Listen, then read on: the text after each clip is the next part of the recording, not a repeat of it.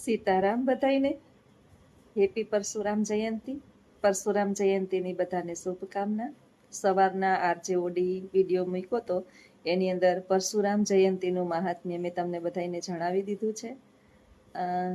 કઈ રીતે ભગવાનનો છઠ્ઠો અવતાર, પરશુરામનો અવતાર લેવા પાછળનું કારણ શું હતું, આ બધું મહાત્મ્ય જે છે એ ફરી વખત દોહરાવતી નથી આ ચેનલમાં, કારણ કે ઘણા બધા સબસ્ક્રાઈબર છે એ આ ચેનલ જોતા હોય, બે ચેનલ જોતા હોય.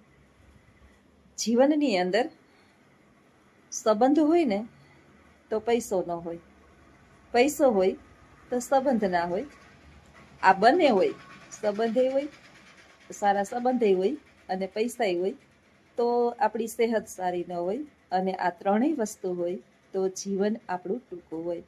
એટલે બધાને બધું મળતું નથી, એક સાથે બધાને ક્યારેય બધું મળતું નથી. એટલા માટે જ જીવનની અંદર સુખ અને સંતોષપૂર્વક જીવવા માટે થઈ અને મોહનો ત્યાગ કરવો પડે. જે દિવસથી આપણા જીવનની અંદર મોહ ઓછો થઈ જાય એ દિવસથી જીવનમાં દુઃખ ઓછું થઈ જાય. માનનો મોહ, આપણું કોઈક સન્માન કરશે એનો મોહ, આપણા કોઈ વખાણ કરશે એનો મોહ, આપણું કોઈ અપમાન કરશે એનું દુઃખ, એ પણ એક પ્રકારનો મોહ છે. આ બધું જ જે છે એ છૂટી જાય જીવનની અંદર.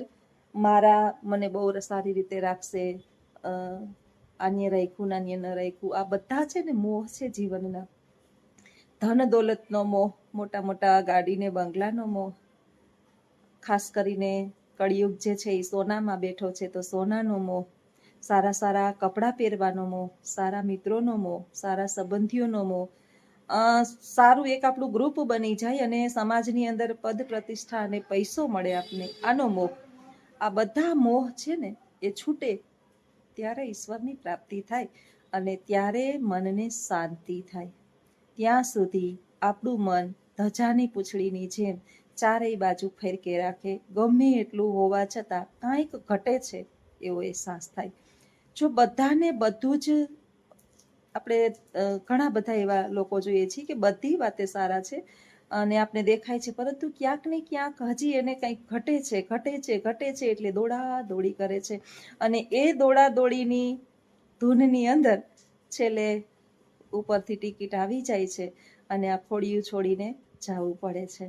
એટલે મોહ છૂટી જાય ને તો જીવનની અંદર ઈશ્વરને પ્રાપ્ત કરતા બહુ ઝાઝી વાર લાગતી નથી. હું તમને વારંવાર નરસિંહ મહેતાનું ઉદાહરણ એટલા માટે જ આપું છું કે નરસિંહ મહેતાને કેમાંય મોહ નહોતો, અને મોહ નહોતો ને એટલી જ ઈશ્વર એને મળ્યા છે. મીરાબાઈ રાજકુમારી હતી, એને મોહ નહોતો, એણે ઈશ્વરને સર્વસ્વ ઈશ્વરને માની લીધું હતું એટલે એને ઈશ્વર મળ્યા. ગોરો કુંભાર માટલા ઘડતો હતો, ગરીબ છે, અમીર છે, હું છે, હા કાંઈ એને કહેવાયનો મોહ જ નહોતો, ઈશ્વરની પ્રાપ્તિ એને એટલે થઈ. હવે આપણે જે છે એ જાગીએ ત્યાંથી મોહ ને મોહ, સતત પૂજા પાઠ અર્ચન ભક્તિ હોમ હવન જાપ બધું કરીએ છીએ છતાં ઈશ્વર મળતો નથી. એની પાછળનું કારણ છે આપણો મોહ. આપણે કાંઈક ને કાંઈક પ્રકારનો મોહ એટલે એક પ્રકારનો સ્વાર્થ છે, એ લઈને જઈએ છીએ.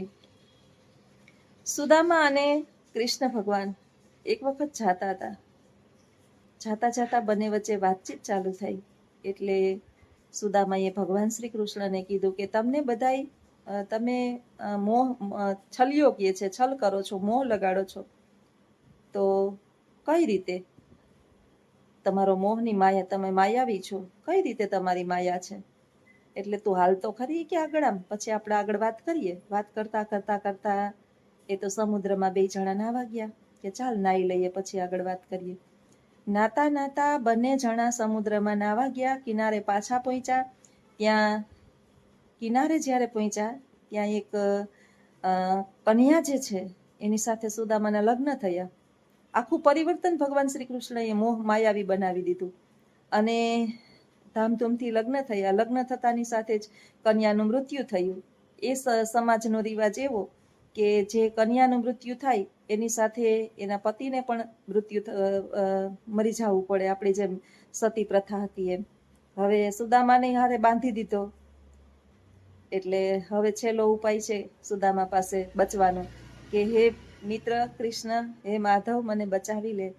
અને કૃષ્ણ ભગવાને એની માયા હંકેલી લીધી અને પાછા હતા એમ પાછા સમુદ્રના કિનારે જ્યાં હતા એ સ્મૃતિમાં પાછા બે આવી ગયા. ભગવાન આ બધું શું હતું? તો કે તું તારે માયા જોવી હતી ને મારી, આ મારી માયા હતી.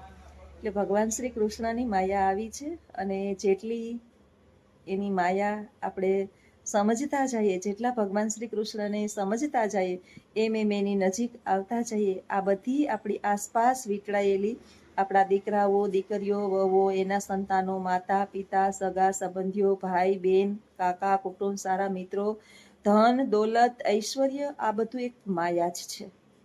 કારણ કે માયા ના હોય તો આપણે એને છોડીને જવાના ના હોય, તો આપણે એની સાથે રહેવાના હોય, અથવા તો એ આપણી સાથે આવવાનું હોય. આ બધું માયા જ છે, નશ્વર છે, નાશ પામવાનું છે. સત્ય એક જ છે કે તમે કરેલા કર્મો, અને સાથે એ જ આવે છે તમે કરેલા કર્મો. કર્મો સારાઈ સાથે આવશે ને કર્મો ખરાબાઈ સાથે આવશે. તમારે એનો જવાબ આપવો પડશે. એટલે જે દિવસથી મનની અંદર બધી માયા મુકાઈ જશે, માન, સન્માન, દુઃખ, સુખ, આ બધું બધામાં માણસ જે છે એ એક જ પ્રકારનો થઈને રહેશે, ત્યારે ભગવાનને ચોક્કસ પ્રાપ્ત કરશે. તો આવા જ વિચારો સાથેના મારા વિડીયોઝ તમને ગમતા હોય તો ચોક્કસ વિડીયોને લાઈક કરજો, શેર કરજો અને સબસ્ક્રાઈબ કરજો. કમેન્ટમાં ચોક્કસ જણાવજો. આવજો. સીતારામ. સીતારામ બધાઈને. નાસ્તા પાણી કરી અને આજે થઈ ગયા 10 મિનિટ વહેલા નવરા. 5 મિનિટ 5 મિનિટની વાર છે. ઓલું ગાઈડલું છે ને અમને નડેસ, બાનું પાથરેલું ગાઈડલું અમને નડે, તેને દીકરાની વાહે પડી ગયા. અહીં રાખી દે, ઓલું ગાઈડલું વાં રાખી દે, ઓલા ઓસ્તિકા વાં રાખી દે, ઓલા વાસણ વાં રાખી દે, આ બધું બહાર નાખી આવો. એક દી હું કેતી હતી મને મા દીકરો થઈને બહાર નાખી આવો. બસ મા દીકરો રેજો બે. જવા દેવી. હાલો હાલો. વખત 2 દી છે ને, 2 દી બહુ તોફાને ચડે. આજે કાલથી કાલ ને આજ 2 દિવસનો તોફાનનો વારો છે. અને ત્રીજે દિવસે થાકે ને તોફાન કરી કરી કરી, એટલે પછી શાંતિથી બેહે. પછી બીજી થાકે એટલે બીજું કઈ નહીં, હળિયું કાઢી કાઢીને મગજનું દહીં કરી કરી, અને શરીર હાકું થાકી ગયું હોય ઉંમરના કારણે, એટલે પછી બેહે છાના મના. ત્યાં સુધી તો એને જીવને શાંતિ નહીં રહે. આ ગાઈડલું જ બા મૂકી દે, અને નીચે ગાઈડલું છે એ નડે, આ કૂતરું નડે, વાસણ નડે.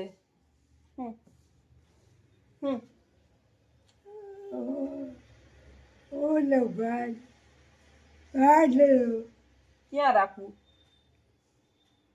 ક્યાં રાખવું? નાખી દેવું, નાખી દેવું. તો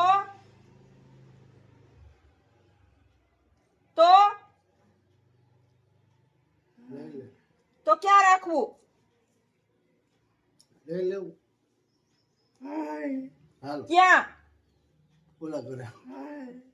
ક્યાં બીજું ઘર છે? આ એક જ છે. આય રાખવું ગાઈડલું સોફા ઉપર. હાલો રાખજો. પછી હુહો ક્યાં? તમે ક્યાં હુહો?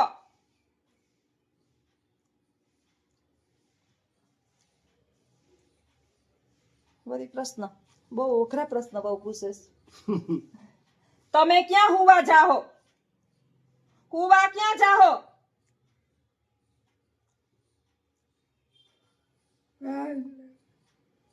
હે ગાડલું એક જે વાત લે ને એ મૂકવાની નહીં. ગમે એ વાત લે ને, ખાવાની વાત લે ને તો તમે ખવડાવી લ્યો, પીવરાવી લ્યો, એને સાફ કરી લ્યો તો એ ખાવું ખાવું. એના મગજની અંદર એક વાત કરી જાય છે. સવારની 5 વાગ્યાની ગાઈડલાની વાત કરીશ.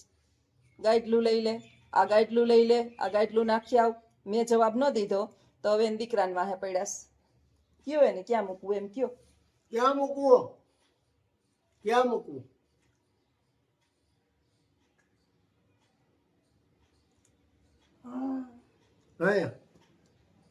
એને માથે મૂક દો, ડટાઈ જાય. હાલો લઈ લો. હાલો હાલો. પૂછો જોઈએ ખાધું તે.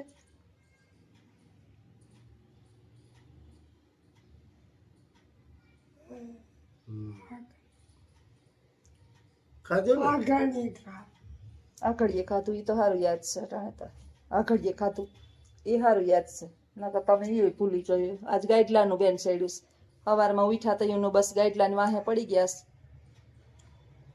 ગાડલું લઈ ગયો હાલો ગાટલું લઈ લ્યો ગાટલું લઈ લ્યો હવે કોણ આ યુગની અંદર કોણ આ ગઈઢાન પાસે બેહીને જવાબ દે ઉઠીને મગજના દયા જ કરવા હોય આને અને અટાણે કોઈ પાસે ટાઈમ નથી ટાઈમની કિંમત છે યુવાવસ્થાની અંદર છે ને માણસ પાસે કામના ઢગલા હોય અને વૃદ્ધાવસ્થામાં નિવૃત્તિ હોય એટલે નિવૃત્તિમાં માણસને કાંઈક ને કાંઈક ખીજે રાખે છે તો કેવું હું આવે છે કરો જોઈ પાછું એમ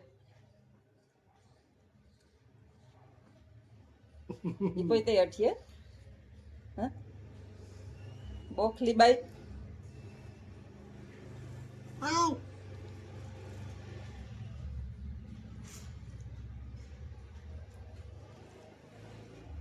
હાલો આવજો આવજો બધાય ટાઈમ ટાઈમ થતો થતો આવે. આવે 2 મિનિટ ની વાર છે 7:45 ની અંદર હજી રિક્ષા બિક્ષા માંડ હમી કરી કાલ 15,000 નાખ્યા તો રિક્ષા હમી થઈ 15,000 નું કમાઈ નથી દેતા રિક્ષા પણ 15,000 નાખવા પડ્યા વાહન છે વાહન ની અંદર તો બધું નાખવું જ પડે નકર વાહન બંધ થઈ જાય તમારી મા વાહે ટાઈમ નથી મળતો હા બપોર લગી એને રહેવું જ પડે ઘેરે બપોર લગી ઈ હું કામ કરું ને બપોર લગી ઈ કામ કરે બાસે ત્યાં સુધી તો આને હાલવાનું છે વેકેશન અહીં ઘેર જ કરવાનું છે હું જાવું એ તો જાય 2-4 દી મારી બેનોની ઘરે બાકી મા દીકરો ક્યાંય જવાના નથી બાને પેલા હું બધે લઈ જતી મારા હગાવની ઘરે રોકાતા બા મારી બેનની ઘરે અઠવાડિયામાં હાહુઓ બે રોકાતી જુનાગઢ ફરતા હરતા બધું જુનાગઢ ની અંદર હું ગઈ ને તો અમે આપણે જાતા જુનાગઢ ની અંદર બાને બધું દેખાડી દીધું બાને જાત્રા મોટી કરાવી દીધી 4 ધામની પછી લગભગ દ્વારકા સોમનાથ આખું જુનાગઢ આખું જુનાગઢ બિલખા સુધી આમ સત્તાધાર બધે બાને મેં ફેરવી લીધા છે બાને કઈ અજાણ્યું નથી રાખ્યું હવે એટલે મને અફસોસ નથી અફસોસ એવા દીકરાઓને રીએક જેની જાત્રા એમાં ન કરાવી હોય એટલે મારા દીકરાઓને કેવું મારે કે જાત્રા કરાવી દેજો અમને પાછી તો હાલો મિત્રો આવજો બધાય સીતારામ